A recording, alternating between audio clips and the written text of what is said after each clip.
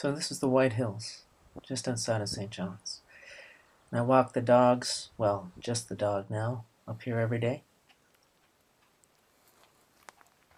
I had no plan for the plot of Galore particularly. I knew before I started that I wanted all of Newfoundland and all of Newfoundland history to happen in this one fictional output that I created, which is a ridiculous ambition, but I feel like I got a fair bit of it in there.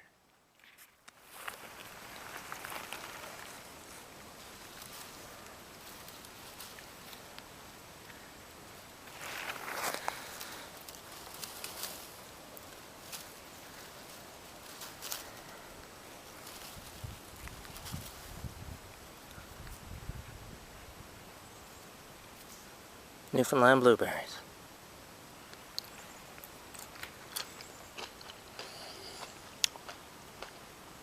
Delicious.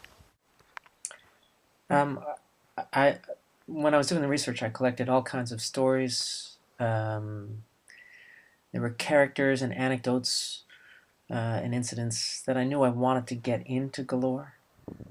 I knew I wanted an alcoholic opera singer that's based on a real person. I knew I wanted a witch trial. I knew I needed to get the Fisherman's Union and a character like William Coker in there. It's a real character. But I didn't set about coming up with a plan as to how to do that. I basically started Galore on page 1 and worked my way from there. How are you? So a lot of the work of figuring out how the book unfolded, how the generations were related to one another, what the plot of the book was, I did up here in the White Hills, walking the dogs every day, summer and winter. And just that process of walking and not thinking was where a lot of that stuff got worked out. And there was a point when I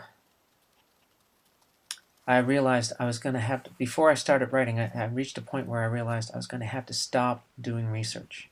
Because every time I sat down in the archives, or every time I read a book about Newfoundland history, or even basically every time I went out and spoke to somebody, I was finding something else that I wanted to get into the book. And I realized at a certain point I just had to stop. Because I had more than I was ever going to be able to get in there in the first place. Nobody? Come on.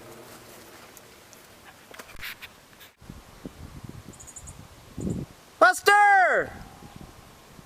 Who the hell is that dog?